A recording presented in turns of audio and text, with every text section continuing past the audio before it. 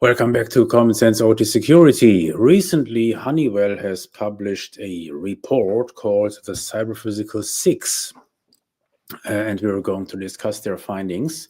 Quite an interesting read. I have shared the document link in the description of the webcast, so it's easy to download and to digest. Let's check this out. So it's about targeted industrial attacks and how they have evolved, and they also include a prediction of what's to come. Basically, what they're doing here is they're discussing these 6 incidents, if you want to call it that.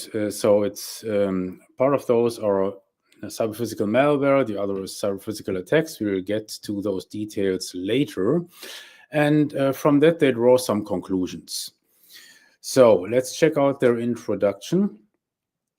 This is down here with the nice icons. This is their sample set from Stuxnet to InControl or Pipedream, as some call it. And maybe you're asking, why those 6? Why is that? And the interesting thing, so the first thing that I liked about this report is they tell you right here in the introduction, at the time of this report, these 6 are the only known cyber-physical attacks. Isn't that interesting? So right away they set the stage and they let us know, well, you're in my words, so this is my interpretation, we're not discussing the ransomware crap that has nothing to do with cyber-physical.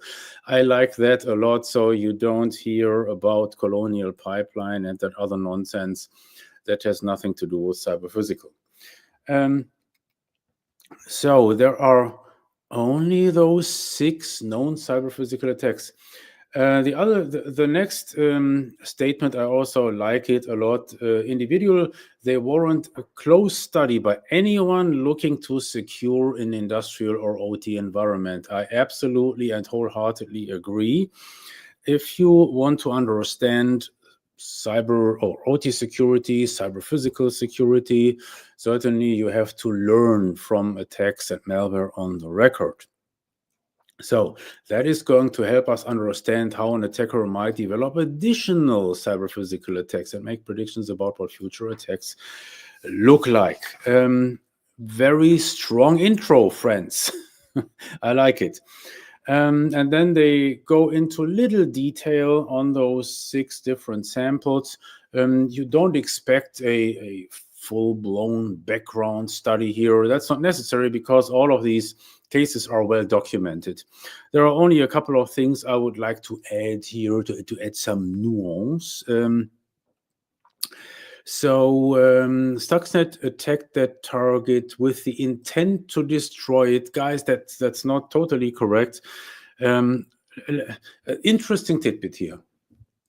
One of the things that surprised me most when reverse engineering Stuxnet's payload was, wait a second, the state machine that clearly told us, well, this attack, once executed, it does not run continuously. It stops after a certain time. And then maybe weeks later, it starts again. And I couldn't make sense out of it. Certainly, at the end of the day, there is only one logical reason that you would implement it this way. The intent was actually not to destroy the centrifuges outright, but to damage them slowly over time. I think an interesting nuance for this whole attack that you can verify in the code. Then the other thing that they point out here in respect to Stuxnet, the malware itself was widespread and therefore noisy. Oh, guys, that's only true for the second version of Stuxnet. If you're new to this whole field, you don't know anything if you don't understand the difference between the 2 different versions of Stuxnet. That's very important. I urge everybody to brush up their knowledge on that. And the irony is that this affects only the second version of Stuxnet. The first version of Stuxnet was not at all noisy. No.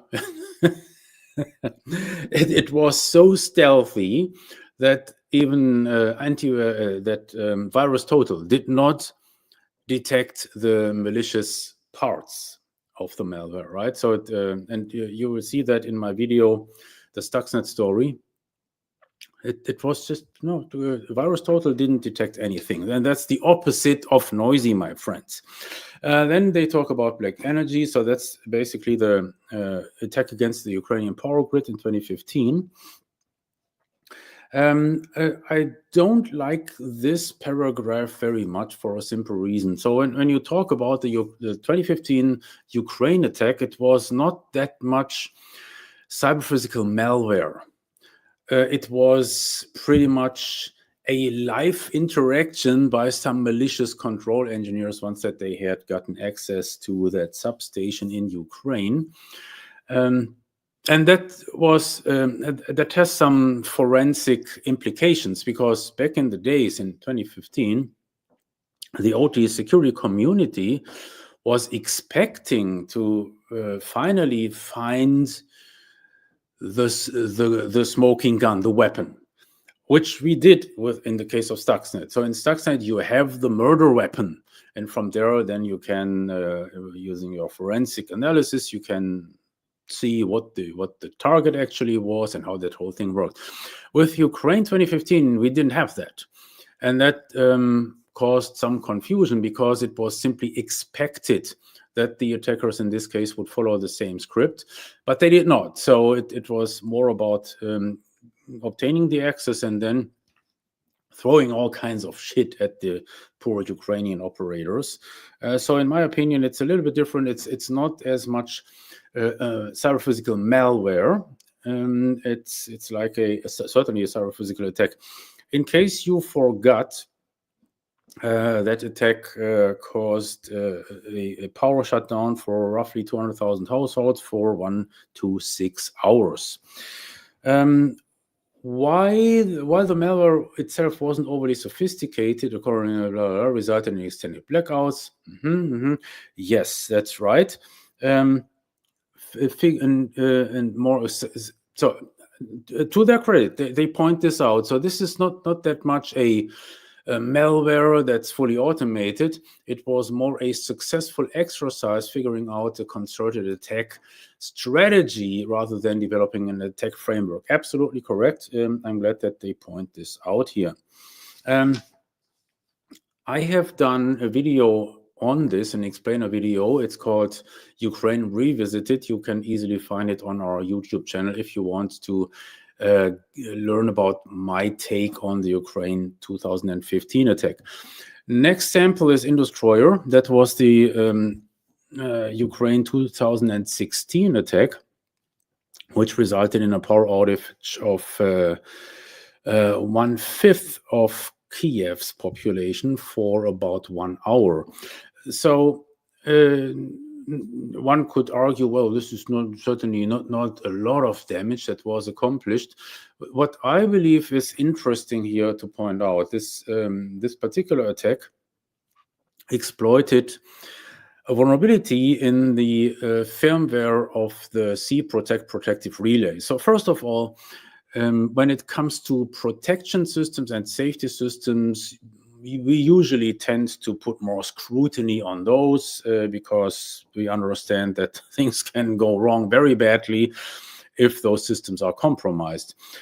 So interesting in that respect, because this was actually an exploit or vulnerability on those protective relays. The problem was, or as I see it from a defender's perspective, that vulnerability was known, it was documented, and it actually was fixed in a firmware update that was published in 2015. So what does this tell you guys for those more critical systems? Actually also update the firmware in order to mitigate vulnerabilities. You probably wouldn't do that for every single PLC on the planet, but when it comes to protective gear and safety gear, this is something that deserves more scrutiny. So that was 2016 in Ukraine, Indestroyer. Next sample that they mentioned, that is the Triconics attack that happened in the Middle East. The first malware to target a safety instrumented system. I don't fully agree, because again, this is not a real malware. The attackers were still experimenting on how to mess up the safety logic. The attack did not cause any damage, and it certainly was not an autonomous malware. It was not a framework, etc. Then we have Industroyer, also known as Pipe Dream. Oh, excuse me. That's the next one, in control. So Industroyer, Ukraine 2022, no damage done. And finally, Pipe Dream. That's the malware framework, the cyber physical malware framework that, to our best knowledge so far, was never used. And certainly it did not do any damage. InController has not been directly associated with a cyber physical incident at the time of this writing. Good. And then the next chapter. So again, just closing this up. In my opinion, quite an interesting approach. They just throw some appetizers at you, and hopefully it will prompt you to learn more about those various incidents, and that's not difficult to do. So you have ample literature on each of these incidents on the internet, and I think it's a good idea to just say, oh, so this is our scope, this is what we're discussing here. There were these 6 incidents, and now let's draw some conclusions. And that is the next chapter, observation and trends. While there are only 6 examples of cyber physical attack campaigns to observe, there are still noticeable trends. And this is now a line of argument that will continue throughout the rest of the report, where I believe, guys, you're really getting on thin ice now, because when you are talking about a universe of 6 data points, it's very difficult, if not to say a bit implausible, to derive any trends from such a small data set. But they're trying to do that anyway. And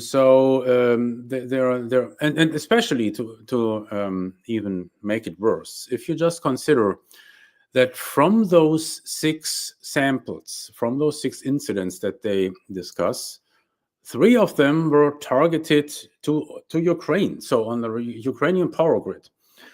So you could say, in a way, very specific cases. And in my opinion, it's quite a stretch from this sample to draw generalized conclusions. Just my opinion, right? So I would not do that. And so these are their observations and trends. First observation: broad capabilities that are highly dependent on command and control communications, are developed first, or modular frameworks. So I did not see that in the samples that they discuss. Then there is a consistent need for penetration of the industrial network. Only a few consistent tech workers. Yes, my friend. So I think that's a very valid point, for which you wouldn't even need an in-depth discussion of those 6 incidents. So that is a very astute observation. I would formulate it like this.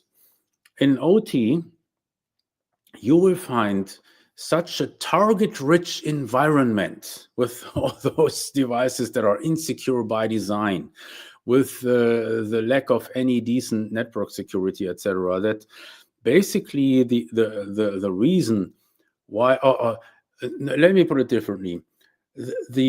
So exploiting a PLC, as an example, that's not difficult. Like even a script kiddie could do that. But getting your malware in place, that is much more difficult. So you have to traverse through those DMZs that aren't actually DMZs, as in the case of the Triconics attack. That requires some intelligence gathering, and that requires some decent hacking capabilities in order to get on target. Once that you're on target, the rest is pretty straightforward. There is a steady increase in the overall attack surface. There's a net increase of the overall cyber physical threat capability. Well, I don't see that, because you still see amateurs at work, and best case would be the Triconix attack. So I've done a deep dive on this attack that you will find on our YouTube channel, where I discuss the Triconix attack. Those were not very competent attackers, let me tell you. So they didn't learn all that much. I can tell you that. They made some very, very blatant mistakes. Like experimenting, using the actual target, the Triconix safety controller, as your development server. I mean, guys, they're experimenting on target. So I would say I would treat that with a grain of salt. The attackers could, in principle, learn from the previous art, but apparently, in many cases, they do not. They just go out there and bluntly do their thing, and then they fail, which is good for us, because if they are that incompetent, then no real damage will occur.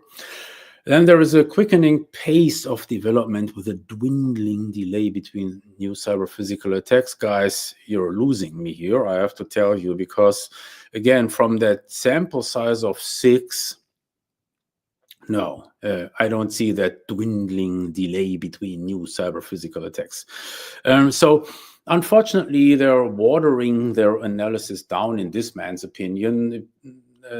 Maybe in the interest of now also becoming a little bit more sensationalistic, etc., which is, to be honest, something that you unfortunately have to expect these days, because let's not fool ourselves.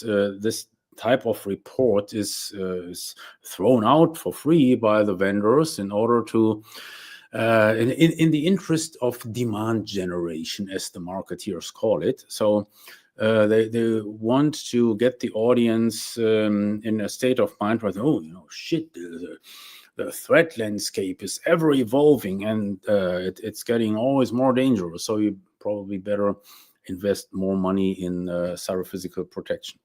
Okay, and then they go into more detail, explaining the trends that they see, such as modularity versus weaponization. This chapter only focuses on the 3 incidents in Ukraine, and I'm not sure if it's worthwhile trying to derive a trend from this that could actually be put into a broader perspective. The next insight: cyber physical threats and industrial attack vectors. I like this chapter a lot, because here is where they hammer the access risk. Here is where they hammer access control, and especially USB sticks. I like it a lot. So they focus on the USB threats, that, and apparently they have some extensive data on that. In my opinion, completely underestimated in our regular OT environments and operations, especially when you think about contractors. So I would have liked it even more if they would also have mentioned the contractor laptops, the malware-infested contractor laptops. But certainly USB, that's a big problem, a big risk, and I'm glad that they point this out. Then the expanding capabilities. The result is that with each new attack comes a net increase in the overall cyber physical threat capability. I mentioned that earlier. I don't buy this argument. And I also think their analysis here is a bit misleading. Let me tell you why. So their argument here is, well, look, all if some attacks they cover additional industrial protocols such as OPC, such as fins, codices, etc. And to me, it doesn't make a lot of sense. So just for example, Profibus. No, guys, you're mistaken here. So this refers to Stuxnet. Stuxnet didn't manipulate or exploit Profibus. That's not true. It exploited the way that the Profibus interface is designed in the S7315 controller. So that which allows for room for exploitation. So that's a designed-in vulnerability. It has nothing to do with Profibus. It could also be, I don't know, Circus or any other field bus.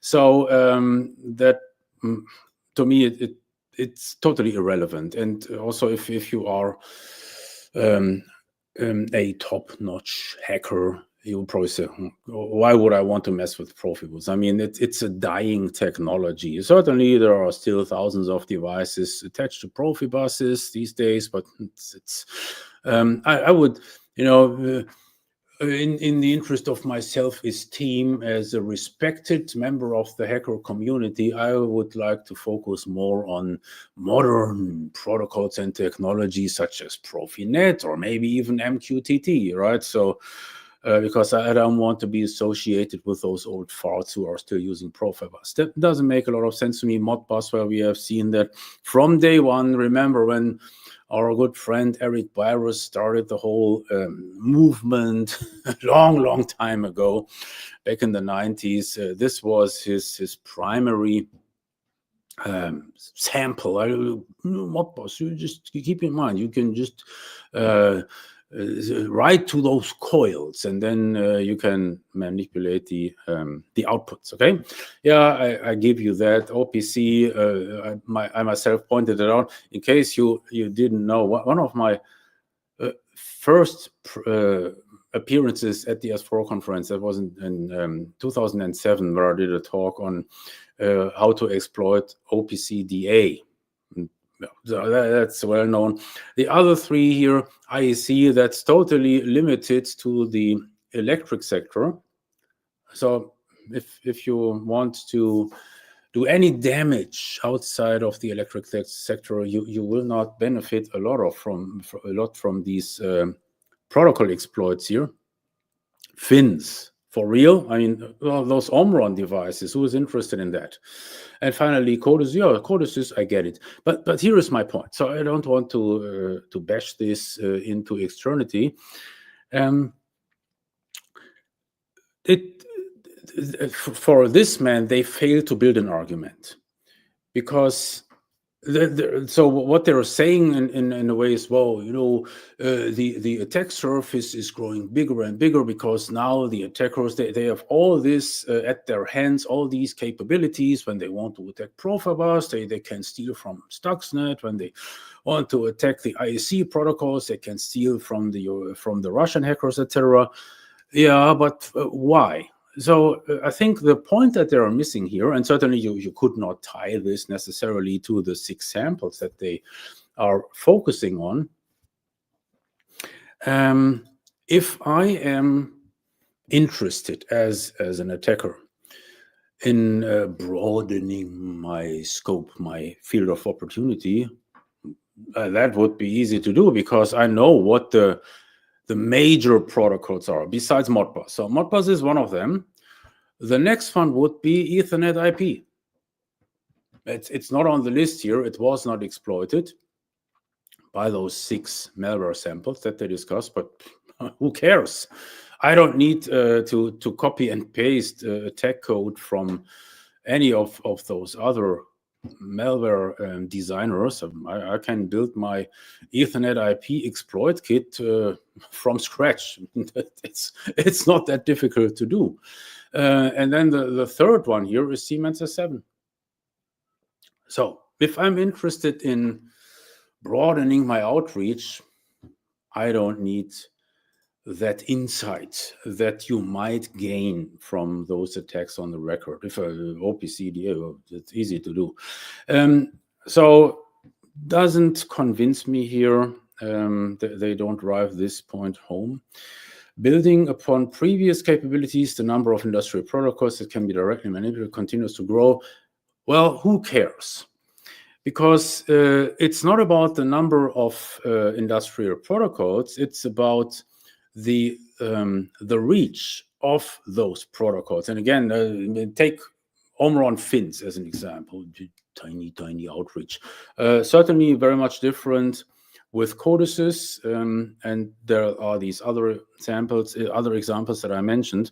If you're interested in that, you don't need to look back to InDestroyer and InController, etc.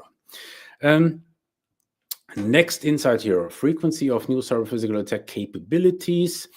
Again, they don't convince me here. So the case that they're building relies on Black Hat USA, where they point out in 2010 at Black Hat, there was one presentation on SCADA and ICS security. But then, 12 years later, at the same conference, there was an entire session track on cyber physical security. Okay, what does this? What is this supposed to tell me? Well, I can certainly tell you what they think it tells. Oh, the frequency of new cyber physical attack capabilities. No, well, I mean, just go to Black Hat. I have been at Black Hat, and I did not present because that's not my thing. So I would not talk at hacker conferences just out of ethical concerns. But I've been there. I've listened to talks on OT stuff, and I was just like, guys, come on.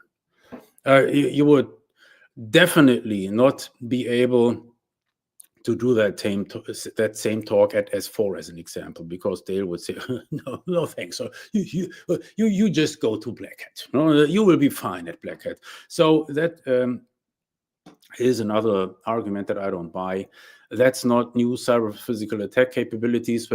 When you hear some rookies, sorry guys, do their show on the Black Hat stage and trying to scare everybody. And I think so. It's a bit sad. They got a lot of very, very good arguments here, and they point out very important aspects, but they water it down. And as I think, in the big problem here is they start out with some very good technical sound discussion, putting everything, framing everything pretty well. But there is this obvious underlying desire to dramatize findings, right? And then constructing trends out of these 6 samples. And so I think it's sad that they went down that road, obviously for easy reasons, as I explained earlier. You can think of all those reports as collateral from the marketing department. It's called demand gen. And I think you can still do that. You can fulfill this obvious purpose without introducing the FUD factor, right? The capabilities are now, because 12 years later there was this whole track on at Black Hat. So what? So this doesn't prove anything. So yeah, that's my take on their findings. And then finally, understanding attack vectors. So next chapter, the network, removal media, supply chain. Yes, all good. I like it. And then the takeaways and guidance. Yeah, I mean, I could point out some additional criticism. I'm not in the mood because overall I think they did a good job. So here again is there are some pieces I like, others I don't. You can also say, well, that's just you because you are just a snobby old fart. I don't know. Think of it for whatever you want. So my bottom line is, definitely worthwhile a read. Oh, if only it would prompt you to dig deeper, which you definitely should. I can tell you one thing, I promise you, and this is also an argument that they make. If you want to understand OT security, and if you want to understand what the problem is, certainly you must familiarize yourself with the attacks on the record. Even if those attacks actually weren't successful, weren't fully pulled off, which, as in the case of pipe dream, but still, it's worthwhile to analyze what we have on the record. You will learn a lot. You will learn so much more than just listening to the usual nonsense about colonial pipeline, etc. The threats are ever evolving, blah blah blah. That doesn't help you. But so in this respect, alone with that idea, definitely good report. I like it, and my advice would be just hold a little bit back with marketing FUD. It's not necessary. It's not necessary because the audience that you want to reach will get the idea anyway. Okay, that's what I wanted to share. See you in a week. Bye-bye.